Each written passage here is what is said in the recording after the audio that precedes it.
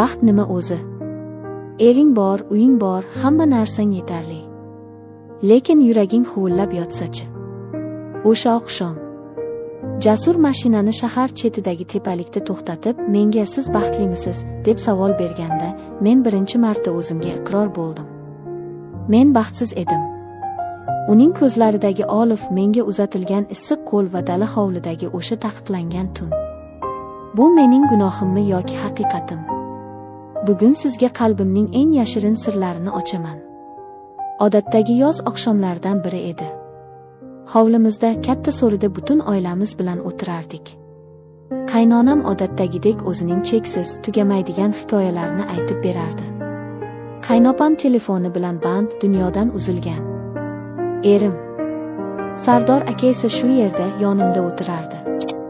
Jismonan shu yerda, lekin ruhan u allaqachon o'zining ishxonasida, muammolari ichida g'arq bo'lgan edi.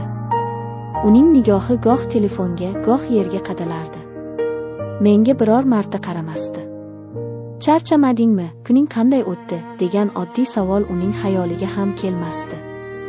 Men o'zimni uning yonida ko'rinmas odamdek his qilardim. Uning borligi ham, yo'qligi ham bilinmasdi. Lekin bizdan sal narida, so'rining chekkasida qaynim Jasur o'tirardi. Uning diqqati telefonda emas, bizda, aniqrog'i menda edi. Men uning nigohini o'zimda his qilib turardim. Bu shunchaki qarindoshlik, kelinoyiga bo'lgan hurmat nigohi emasdi. Unda qandaydir iliqlik, tushunish va yana nimadir bor edi.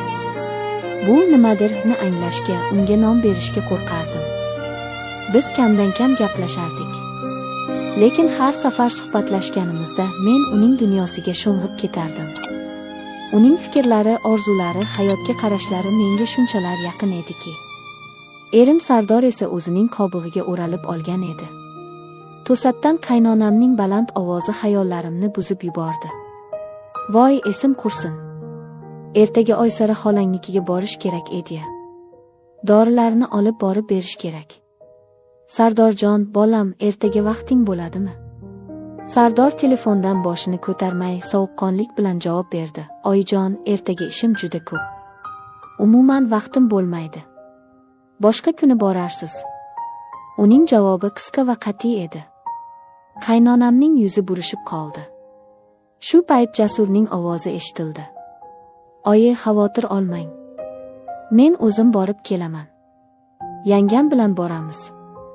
Zerikmayman ham, yangamga ham aylanish bo'ladi." Uning bu taklifi kutilmagan edi. Hamma menga qaradi. Men nima deyishni bilmay dovdirab qoldim. Erim Sardor bir zumga telefondan boshini ko'tarib, menga va Jasurga beparvo qarab qo'ydi. "Ha, yaxshi fikr. Borib kelinglar. Menga ham tinch bo'ladi, ishimga xalaqit bermaysizlar." Uning bu so'zlari menga ham tinch bo'ladi. Bu so'zlar xanjar kabi yuragimga sanchildi. Demak, men uning uchun shunchaki xalaqit beradigan buyum, ortiqcha yuk edim. Jasur menga qarab jilmaydi.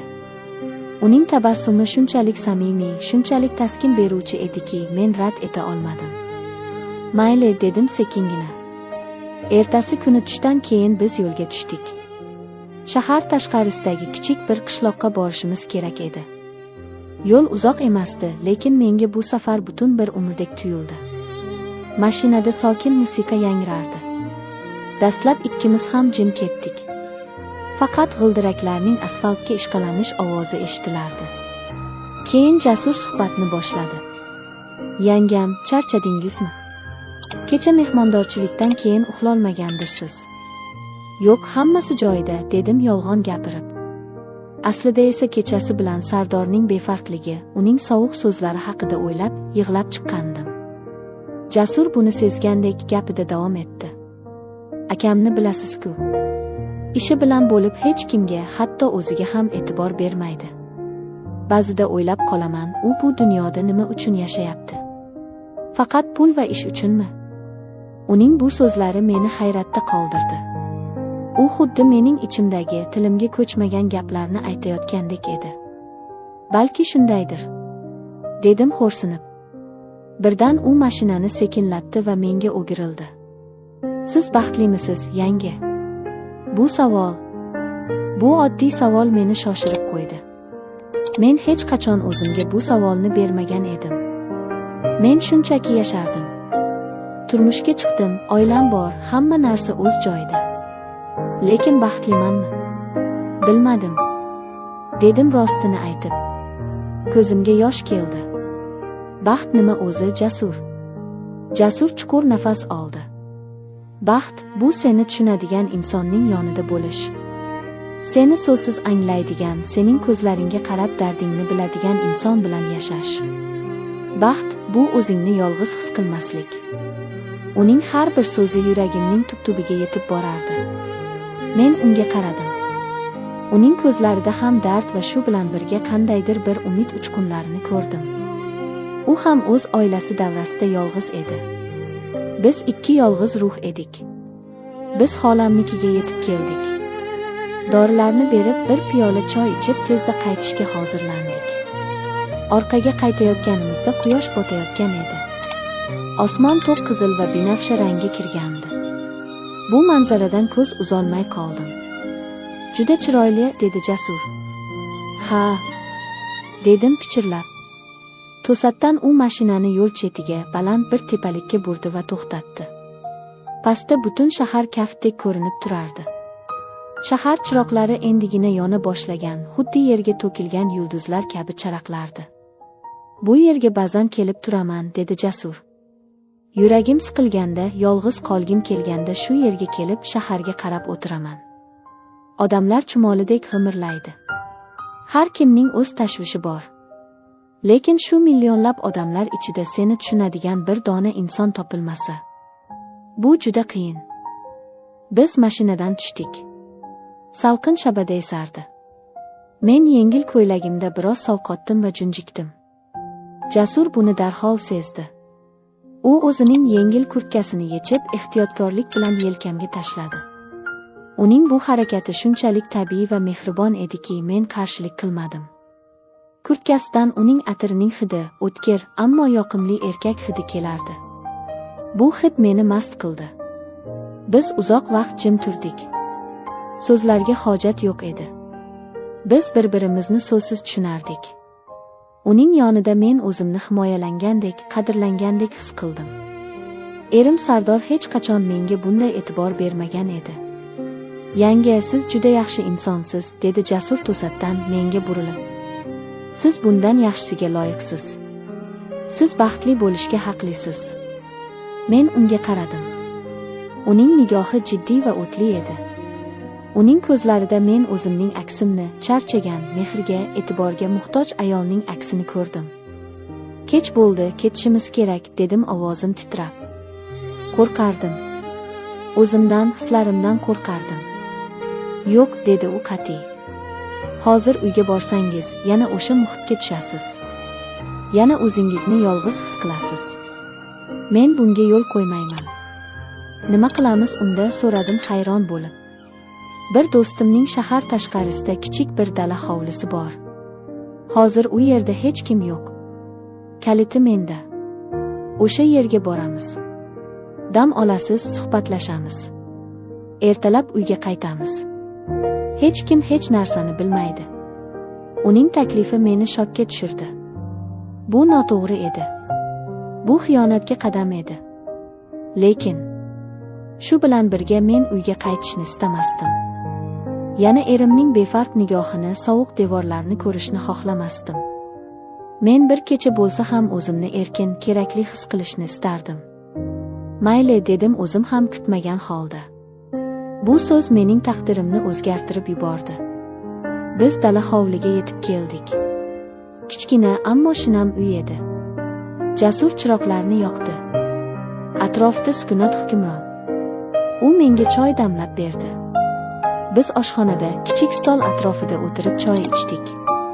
Bu yer sizga yoqdimi, so'radi u. Ha, juda tinch ekan. Menga hozir tinchlik kerak. U o'rnidan turib yotoqxonaga kirib ketdi va bir ozdan so'ng qaytib chiqdi. Siz shu yerda dam oling. Men mehmonxonadagi divanda yotaman. Xotirjam bo'ling, men sizga noqulaylik tug'dirmayman, dedi u. Uning bu gapi meni yanada o'ziga tortdi. U mening sha'nimni, or-nomusimni o'ylardi. Men yotoqxonaga kirdim. Toza choyshab hidi dimog'imga urildi. Lekin uyqum kelmadi.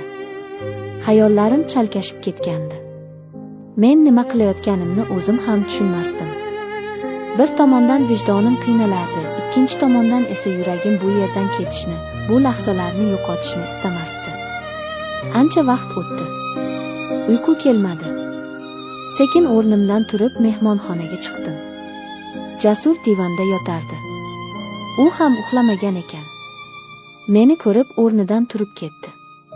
Nega uxlamadingiz? Yangi biror narsa bo'ldimi? Yo'q. Shunchaki uyqu kelmadi. Biz yana birga o'tirdik. Bu safar divanda bir-birimizga juda yaqin. Men uning nafasining issig'ini his qilib turardim. Yuragim dukillab urardi. Jasur, dedim pichirlab. Bu birinchi marta uni siz ismi bilan chaqirishim edi. U menga qaradi. Ko'zlarida hayrat va umid bor edi. Labbay, dedi u ham pichirlab. Men nima deyishni bilmasdim. Shunchaki unga qaradim. Nigohlarimiz to'qnashdi. U sekin qo'lini cho'zib yuzimni siladi. Uning kaftlari olovdek issiq edi. Bu teginishdan butun vujudim titrab ketdi. Qo'rqmang, dedi u. Men sizni xafa qilmayman. Men sizni tushunaman. U sekin menga yaqinlashdi. Men ko'zlarimni yumdim. U ehtiyotkorlik bilan lablarimdan o'pdi. Bu o'pichda vahshiy ehtirosdan ko'ra ko'proq mehr, iliqlik, sog'inch va tushunish bor edi. Bu ikki yolg'iz qalbning birlashuvi edi. O'sha kecha biz birga bo'ldik. Bu shunchaki jismoniy yaqinlik emasdi. Bu bizning isyonimiz, bizning haqiqatimiz edi. Biz butun dunyodan, muammolardan, bizni tushunmaydigan odamlardan bir kechaga bo'lsa ham yashiringan edik. Tong otganda derazadan tushayotgan quyosh nurlari bizni uyg'otdi. Men Jasurning bag'rida yotardim. O'zimni hech qachon bunchalik xotirjam va baxtli his qilmagan edim. U ham uyg'oq edi. Menga qarab jilmayib yotardi. "Xayrli tong, go'zalim", dedi u. Bu so'zlar erimdan yillar davomida eshitmagan so'zlarim. Bu kecha mening hayotimni butunlay o'zgartirib yubordi. Men endi oldingi sotda indamas kelin emasdim. Nima bo'lishini, kelajakda bizni nima kutayotganini bilmasdim. Lekin bir narsani aniq bilardim, o'sha kecha men o'zimni topdim. O'zining baxti uchun, o'zining hislari uchun kurashishga tayyor bo'lgan ayolni topdim. Bu tun mening tunim edi. Mening gunohim va mening haqiqatim. Azizlar, balki siz meni qoralarsiz. Bu xiyonat-ku dersiz. Ha, bu xiyonat. Lekin qalb xiyonati tan xiyonatidan og'irroq emasmi? Erim meni yillar davomida ruhan yolg'izlatib qo'ygani xiyonat emasmidi? Men hukm qilishni sizga qoldiraman. Lekin unutmang, har bir ayol baxtli bo'lishga haqli. Hatto bu baxt taqiqlangan yo'llarda bo'lsa ham. Agar hikoyam sizga yoqqan bo'lsa, Hikoyachi Momo kanaliga obuna bo'ling va videoga like bosing. O'z fikringizni izohlarda yozib qoldiring. Men har biringizni o'qiyman. Xayr.